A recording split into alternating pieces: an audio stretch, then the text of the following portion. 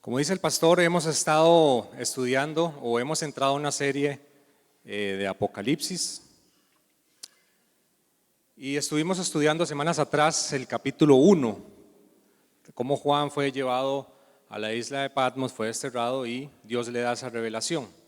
Hoy estaremos usando mucho la Biblia, así que saque su Biblia, use su dispositivo y sobre todo dispongamos nuestro corazón, porque estoy firmemente convencido que esto es un mensaje para toda la iglesia.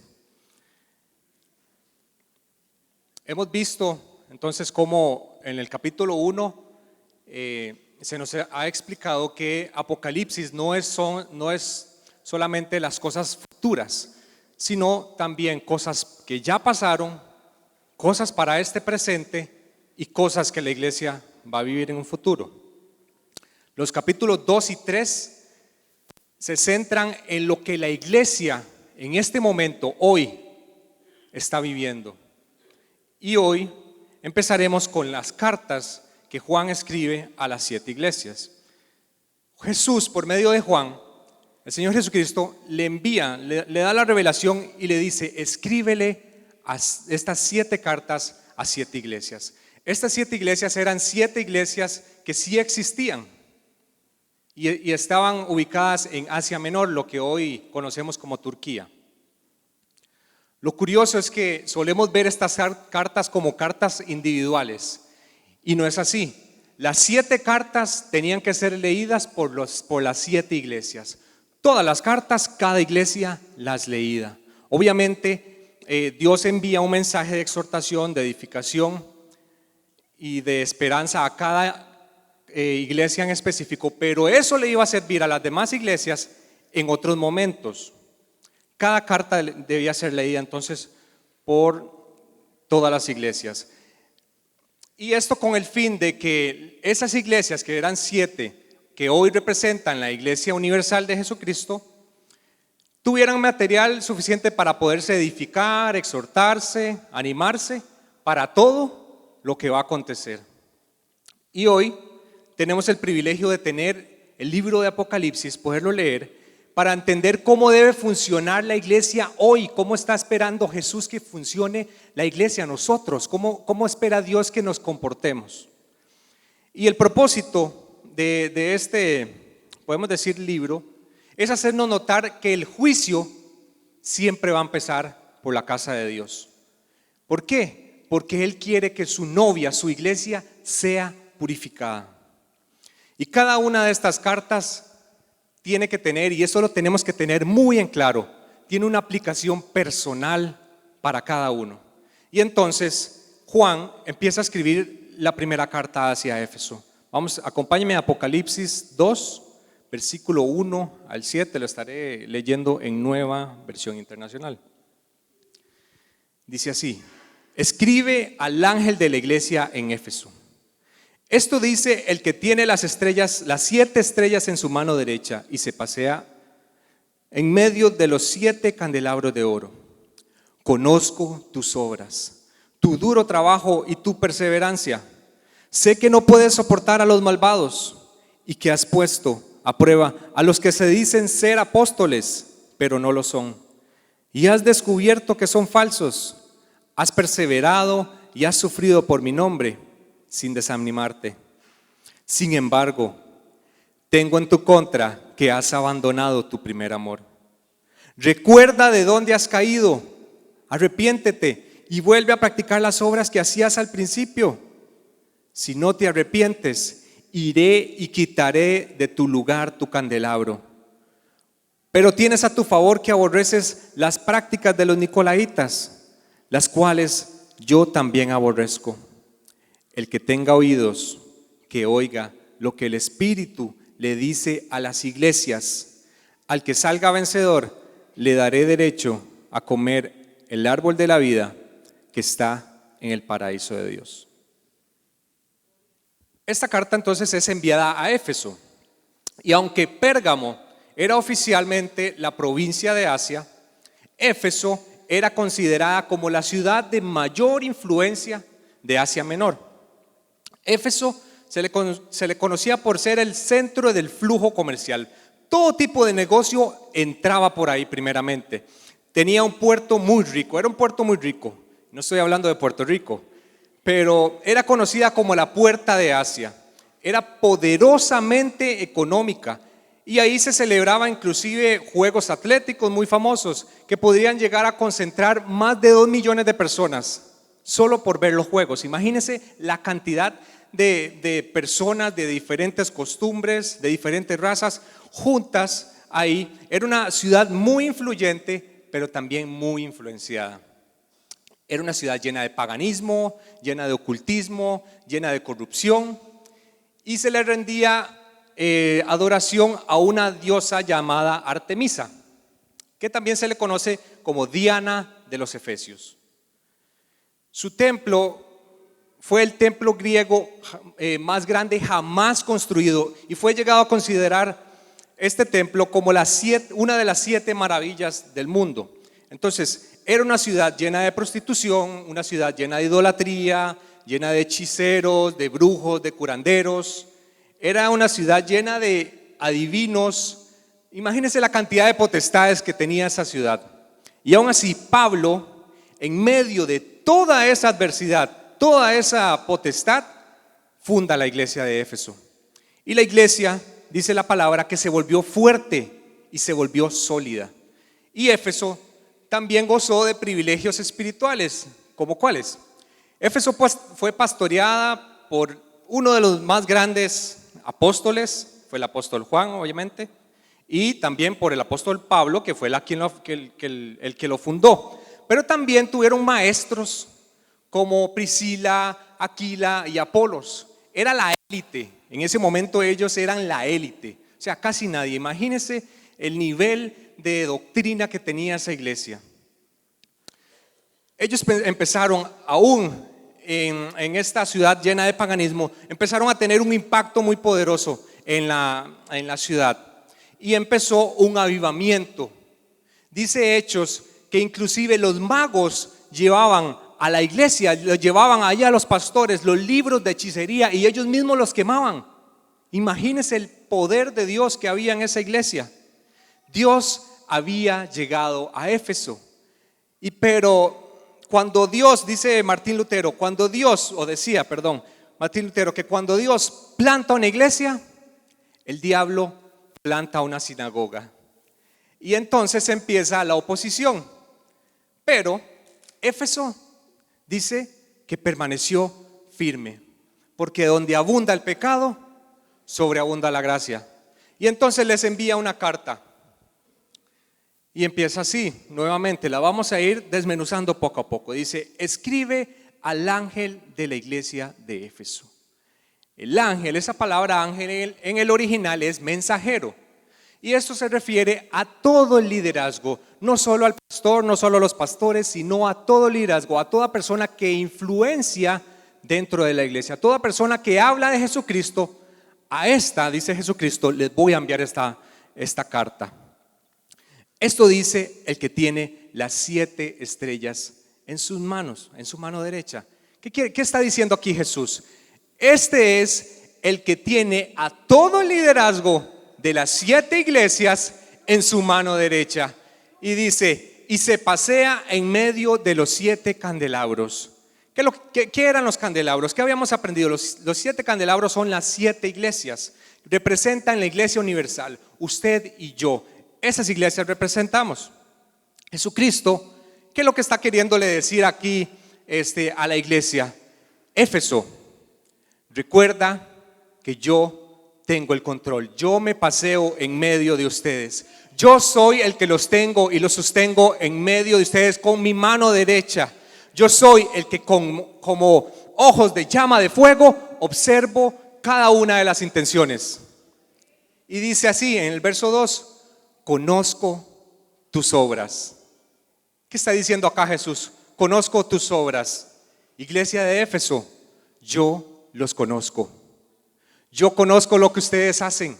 Conozco su trabajo. Y hoy sé firmemente que Dios puede decir: ciudad de Dios, yo los conozco. Yo sé lo que ustedes hacen por mí. Yo sé lo que ustedes hacen. Yo soy el que ando en medio de ustedes. Yo conozco las intenciones de cada uno de los que están acá. Me paseo en medio de ti y te sostengo de tu mano. Conozco tus obras, y eso en lo personal me trae advertencia, pero también me llena de gozo de saber que cuando le servimos a Dios, y aunque nadie nos esté viendo, Dios nos dice: yo conozco tus obras. Dice el pasaje: conozco tus obras y ¿qué? Tu duro trabajo. Era una iglesia que trabajaba arduamente. No iba cuando quería, no iba cuando les sobraba tiempo. Ellos trabajaban casi a tiempo completo, voluntariamente para el Señor. Era una iglesia esforzada, era una iglesia valiente. Eran personas que perseveraban. En otra versión dice que era una iglesia paciente. Y hoy eso ha cambiado un poco. Las mujeres en esta época de Éfeso eran bastante pacientes. Sus oraciones eran muy diferentes a las de hoy en día. Ayer les contaba que tal vez eso ha cambiado mucho, y las oraciones de hoy, de más de muchos, voy a darles un ejemplo: solteros. ¿Cómo podría ser una oración impaciente?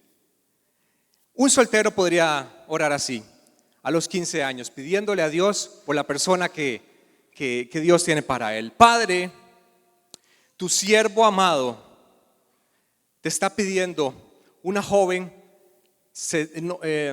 90, 60, 90, profeta para las naciones. Y si es mujer, Señor, que sea alto, ojos verdes, fuertes, así como yo. No, la palabra dice que hay que llamar las cosas que no son como si fuesen. Entonces, bueno, a los 20 años ya vienen, ya no están arrodilladas, están sentadas orando, y dice: Padre, tu palabra dice que el que pide se le va a dar, y aquí estoy, Señor. No importa que ya no sea alto, que sea un taponcito, no importa, pero que ame tu presencia. No importa que no vayamos a las naciones, que estemos acá en Costa Rica. Ya a los 30 años, 35 años, ya cambia. Ya es tirada en el suelo: Señor, aunque sea cojo, ciego, paralítico, pero mándamelo. No importa que esté preso, yo lo convierto, Señor. Esa iglesia de Éfeso no, esa iglesia de Éfeso era paciente. Ellos oraban, perseveraban hasta ver que Dios les respondiera. No se desesperaban. Y sigue diciendo el verso 2: sé que no puedes soportar a los malvados, y que has puesto a prueba a los que se dicen ser apóstoles. Cualquier parecido en esta época no es mera coincidencia. Dice: pero no lo son, y has descubierto que son falsos. Esta era una iglesia llena de discernimiento. No se dejaban llevar por cualquier corriente de doctrina. Era una iglesia firme, no soportaba el pecado, dice el pasaje. Todo lo ponían a prueba. No se dejaban llevar por lo primero que les decían. Habían madurado tanto en la palabra, habían adquirido tanta sabiduría, que no cualquier persona les llegaba a predicar. Era una iglesia viva, era una iglesia que construía con rectitud. Y veamos el verso 6, lo que le sigue diciendo Dios. Y además tienes a tu favor que aborreces las prácticas de los nicolaítas, las cuales, dice el Señor, yo también aborrezco. Y aquí quiero hacer un paréntesis. Quiero leer un documento, un resumen de un documento que escribió el pastor sobre las prácticas de quiénes eran los nicolaítas, porque es necesario que nosotros como iglesia podamos identificar y desarrollar ese discernimiento, porque hay personas como las que voy a describir hoy en día en la iglesia. Y dice así: Jesús aborrece esto, y esto era algo que Éfeso tenía a su favor. Dice: el nombre nicolaíta es de origen griego. Viene la mitad, dice: Mikao es conquistar y laikon es del pueblo, que significa el conquistador o el dominador del pueblo. Y esto habla de un liderazgo, de control. Es un liderazgo que exige privilegios y obediencia ciega. O sea que lo que está pidiéndole es lealtad hacia el liderazgo antes de la integridad, antes de las cosas que pauta la Biblia. Es un liderazgo que convierte en libertinaje la gracia de Dios. Y con su discurso de amor y de gracia justifican y promueven sus pecados.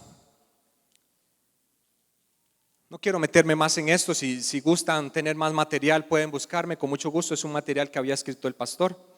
Pero ¿qué es lo que quiero decirles acá? El Señor Jesús les estaba diciendo: yo los conozco, yo sé que ustedes aborrecen este tipo de prácticas. Son personas firmes que se mantienen conforme a mi palabra, y yo también las aborrezco. Dice el verso 3: y además has perseverado y has sufrido sin desanimarte. Eran personas que sufrían como usted y como yo. Sufrían por el nombre de Jesús. Muchos eran maltratados, acosados, violentados, burlados, difamados. Pero ellos se habían mantenido firmes. Seguían expandiendo el reino de Dios aún a pesar de las dificultades, y perseveraban aún sin desanimarse.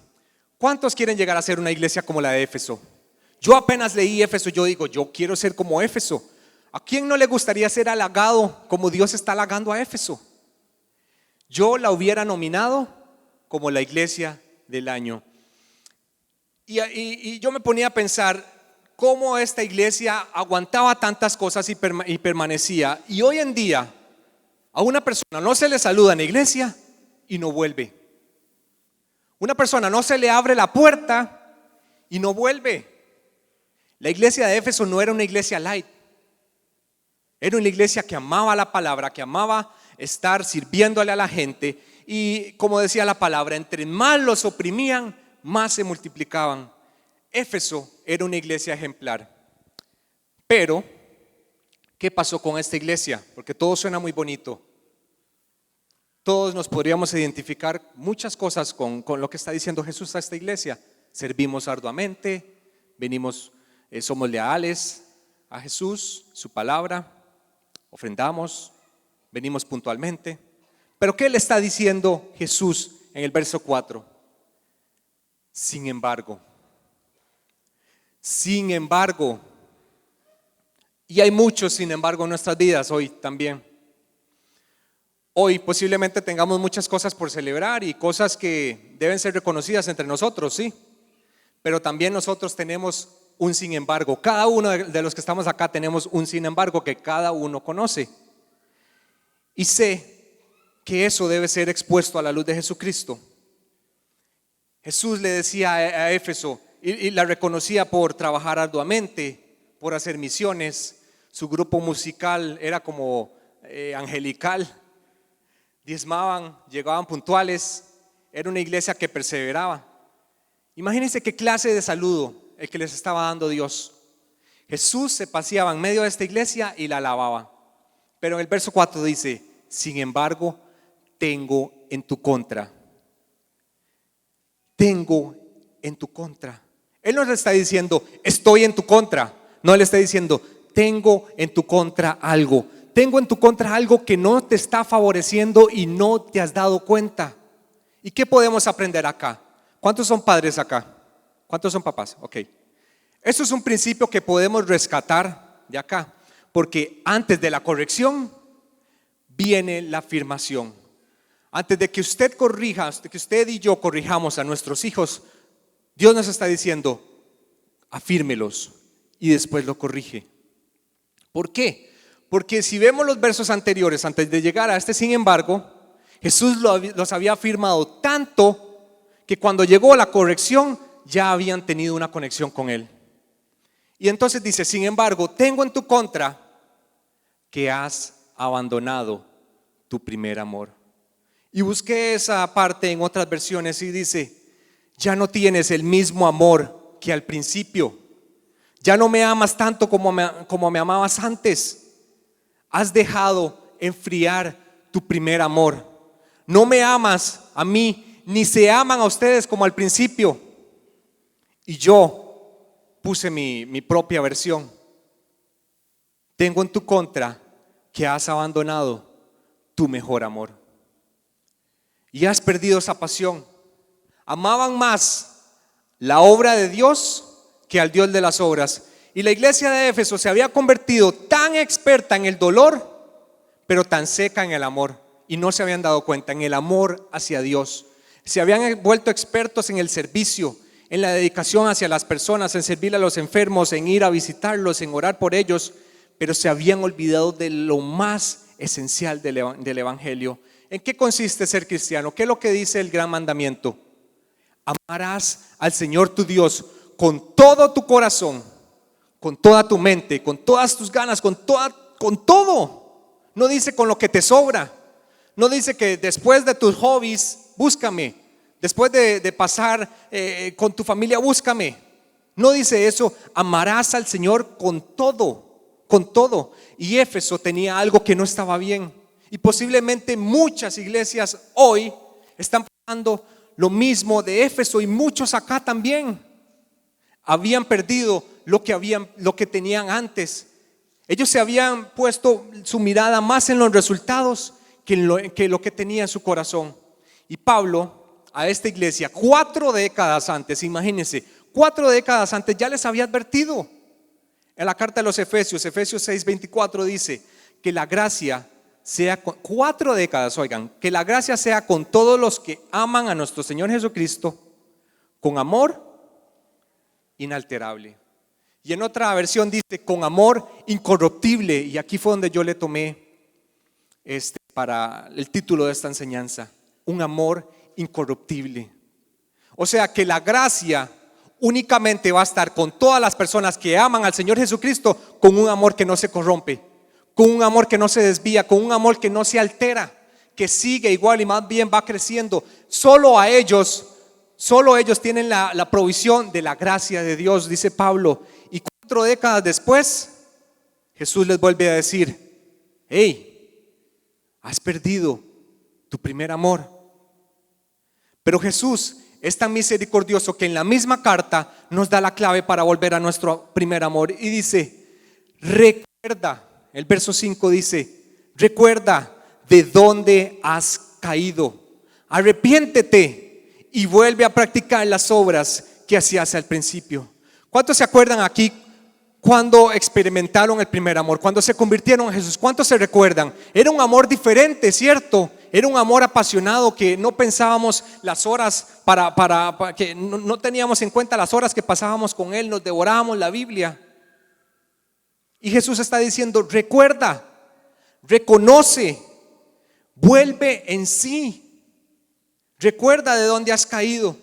Y este término caer en el griego es pipto, pero en el original es peptokas. En el griego pipto es caer, y podría decirse como: recuerda donde una persona que tenía vicios vuelve a recaer o vuelve a caer en su pecado. Este no es el término que se usa ahí. En el original es peptokas, y es cuando uno desvía su corazón del rumbo. Y eso lo usaban con los atletas, cuando un atleta iba por su camino y se desviaba. ¿Qué es lo que está diciendo Jesús ahí? Hey, recuerda de dónde has desviado tu camino, el corazón, de dónde tu corazón se desvió sin darte cuenta. Pero Jesús en su misericordia dice: arrepiéntete, arrepiéntete. No te está diciendo aquí que has dejado la fe, ni que estás practicando una doctrina que no es sana. Él no te está diciendo eso. Es que desviamos nuestro corazón y no nos hemos dado cuenta. Servimos a Dios y se desvió nuestro corazón y no nos dimos cuenta. Y nos dice: arrepiéntete. Y esta palabra significa en el original volverse a Él, volverse a enderezar. Que si vamos para allá, nos volvemos a enderezar. Metanoia es un cambio de dirección, es un cambio de dirección. Arrepiéntete y vuelve a hacer las obras que hacías antes. Recuerda cuando me conociste. Recuerda lo que hacías antes. Recuerda que antes de desviarte, todo lo que hacías por mí. Jesucristo nos está diciendo: arrepiéntanse, vuelvan a su estado original. Y en el mismo verso 5 dice: si no te arrepientes, iré y quitaré de su lugar tu candelabro. ¿Qué es lo que está diciendo Jesús acá? Si no nos damos cuenta y volvemos a enderezarnos en el camino del amor, la pasión por Jesucristo, Él quitará de su protección, de su provisión, quitará la iglesia de donde Él está. Y esto, iglesia, es un llamado para todos, no es un llamado para unos pocos, es un llamado para todos nosotros hoy. Dice el verso 7, el que tenga oídos espirituales, ¿qué dice? Oiga lo que el Espíritu dice a la iglesia. Al que reconoce su necesidad y vuelve a mí, dice, le daré derecho a comer del árbol de la vida que está en el paraíso de Dios. Al que venciere, al único que reconoce con su condición, porque esto es de un orgullo también espiritual. Esto nos puede pasar a cualquiera, no importa el tiempo que tengamos en el Evangelio. Te daré de comer del árbol de la vida. Únicamente al que reconoce su necesidad de más amor por Dios. Y quiero ir terminando. Si gustan, se ponen en pie, por favor.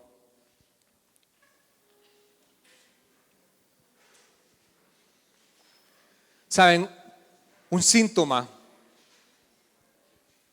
tal vez muchos de los que estamos acá, y me incluyo, podríamos pensar que este mensaje es para unos cuantos. Y un síntoma de perder el primer amor es pensar que mi amor por Dios está bien. Estoy haciendo el esfuerzo suficiente. Y si lo creemos así, no conoces el verdadero amor aún. Porque cuando arde la pasión por Dios, es insaciable, es imposible saciarse. Porque si no estaríamos diciendo que Dios tiene sus límites. ¿No sería el Todopoderoso que adoramos? Otro síntoma que me ha pasado también es que en nuestras oraciones no está el vuelve, Señor Jesús. Como dice el Apocalipsis, ven, Señor Jesús. Eso no lo decimos, por lo menos yo, en nuestras oraciones no lo decimos todos los días. ¿Cuánto anhelamos que venga Señor Jesús? Todos los días cuando nos levantamos le decimos, ven, Señor Jesús. No, estamos centrados en nuestras cosas, en lo que necesitan las demás personas también. Pero ¿a cuánto anhela nuestro corazón ver a Jesús todos los días, tenerlo y decirle, ven, Señor Jesús?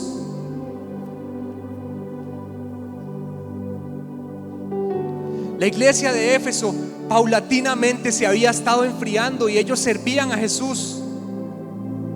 Y tal vez esto posiblemente te podría chocar, pero esto no es una palabra de condenación. Esto no es una palabra de condenación. Poco a poco ellos se habían enfriado y no se habían apartado de la fe, pero se habían enfriado y no se habían dado cuenta. Ya no sentían la misma pasión, aun cuando iban a los cultos, ya no sentían el poder de Dios y se iban tranquilos con lo que recibían del mensaje. Como una iglesia tan dinámica, tan poderosa, tan llena de dones, entregada a la sociedad, a sus necesidades, como Jesús tenía algo en su contra y no se habían dado cuenta. En sus comienzos habían experimentado una devoción muy fuerte, tal vez como usted y como yo. Y esa era una de las características de la primera iglesia. Y yo en lo personal quiero ser como esa iglesia. Pero también tomo la palabra y quiero volver a la dirección donde empecé a arder por el amor de Jesús.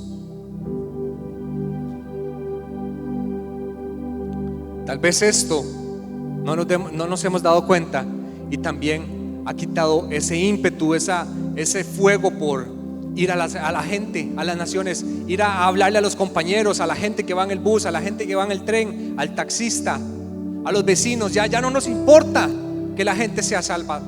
A mí me ha pasado y posiblemente a muchos, y no nos damos cuenta. Porque la única forma en que ardamos eso es estar cerca de Jesús y reconocer que necesitamos todos los días crecer en amor por Él. Y si hoy tal vez es tu primera vez que vienes acá y sientes de Dios entregarle su corazón por primera vez, quiero hacerte esta invitación, que ores conmigo. Padre, gracias por traerme acá, porque tu misericordia hizo que viniera acá. Reconozco mi necesidad de encontrarme con el primer amor que eres tú. Me arrepiento de mi caminar y hoy te acepto como mi Señor y mi Salvador, en el nombre de Jesús. Para las personas que hicieron esta oración, los invito detrás de esta pared. Hay una sala de recepción, ahí vamos a estar. Queremos conocerte, queremos saludarte. Y quiero hacer una segunda invitación. Es para toda esa persona que con valentía, sin importar que lo que hagas en la iglesia, sin importar cuánto tiempo tengas de servirle a Dios, dices: yo necesito, reconozco que necesito el fuego de Dios, reconozco que necesito el toque del amor de Dios, reconozco que no soy el que era antes. Jeremías, muchísimos años antes, Dios le dio una palabra, y es una palabra para nosotros, y es para que veamos que no solo antes ocurría esto ya es una conducta del pueblo de Dios, y eso duele, eso le duele a Dios. Y dice: Dios mío, Dios me dijo: Jeremías, ve y diles de mi parte a todos los habitantes de Jerusalén que yo recuerdo, Jeremías 2:2, yo recuerdo, pueblo de Israel, que en tus primeros años, que cuando me conociste, me amabas solo a mí y parecías una novia enamorada, y me seguías por el desierto, por tierra donde nada crece. Ahí me seguías y tú eras solo mía. ¿Qué está diciendo Jesús acá? Tú eras solo mío, solo mía, solo pensabas en mí. Fuiste mi primer amor. Si alguien te hacía daño, sufría las consecuencias. Jesús dice: te juro que así fue. Ya esto era una tendencia del pueblo, y es una tendencia hoy en día también, y no nos damos cuenta. Y a muchos posiblemente nos está pasando. Algo hemos dejado y no nos hemos dado cuenta, y hemos empezado una apatía espiritual. Ya no somos los mismos, y de una forma paralela dejamos el amor por las personas, por las almas. Y la forma, dice la palabra, la forma de volver, de darnos cuenta, es de entender que tenemos que volver a lo que hacíamos antes, a la búsqueda insaciable por el Espíritu Santo. Y quiero invitarle, está abierto acá adelante, a que pase cualquier persona que encuentre su necesidad, que necesita mayor amor, un toque del amor de Dios, un toque para que Dios avive esa pasión. Tal vez estás sirviendo en la iglesia, tal vez ya tengas tiempo y no nos hemos dado cuenta. A mí me ha pasado y me está pasando, y yo necesito más de Él. Yo fui el primero que recibí esta palabra, y créame, yo sentí el dolor de Dios. Y yo pensando que leía suficiente, que le buscaba suficiente, y nunca es suficiente. Nunca es suficiente, porque Él es infinito. Él dice: con amor eterno te he amado. ¿Y esto qué quiere decir? Que no hay nada bueno o malo que hagamos que nos pueda separar de su amor. No importa si nos desviamos, dice: con amor eterno te he amado. Su misericordia está acá para nosotros, para todo el que reconoce que necesita más, arder de pasión por Jesús. Y dice Jeremías 6:6, así dice el Señor: deténganse, Dejen hacer lo que están haciendo y pregunten por los senderos antiguos. Vuelvan al estado original donde se encontraron conmigo por primera vez. Deténganse. No piensen que estén haciendo las cosas bien. Sí, hay muchas cosas que les favorece, pero hay algo que es lo más importante, y es tu primer amor. Recuerda de dónde desviaste el corazón. Arrepiéntete y vuelve. Es un llamado para toda la iglesia. Arrepintámonos y volvamos al primer amor. Debemos de recuperar esa pasión por Jesucristo. Y esto no es, como les dije, esto no es un llamado para condenación. No se sienta condenado, es un llamado de convicción de nuestro estado. Jesús está acá. Cierren sus ojos. Y Él nos dice: recuerda cuando me amabas solo a mí. Recuerda cómo me amabas más a mí que a tu familia, que a tu trabajo, que a tus hobbies. Recuerda cómo eras conmigo en el principio, cómo llorabas como un niño cuando buscabas mi presencia, cuando ansiabas hablar conmigo, cuando te devorabas la palabra, cuando ni siquiera veías el reloj estando conmigo, cuando tenías una sed insaciable, cuando era más importante aún que el servicio. Te desesperabas por hablarle a la gente. Me pedías que te pusiera a la gente delante para hablarte de ti. ¿Te recuerdas de ese amor?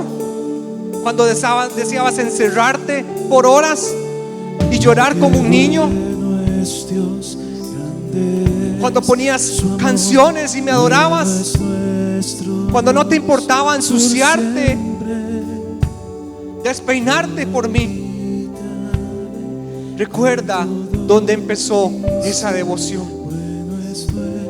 El salmista decía: una sola cosa te pido, es lo único que persigo: habitar en la casa del Señor todos los días de mi vida, para contemplar la hermosura y recrearme en su templo. Y dice, el corazón me dice, y es lo que nos está diciendo a nuestro corazón: busca su rostro, busca su rostro. Y dice David: y yo, Señor, tu rostro busco, tu rostro busco.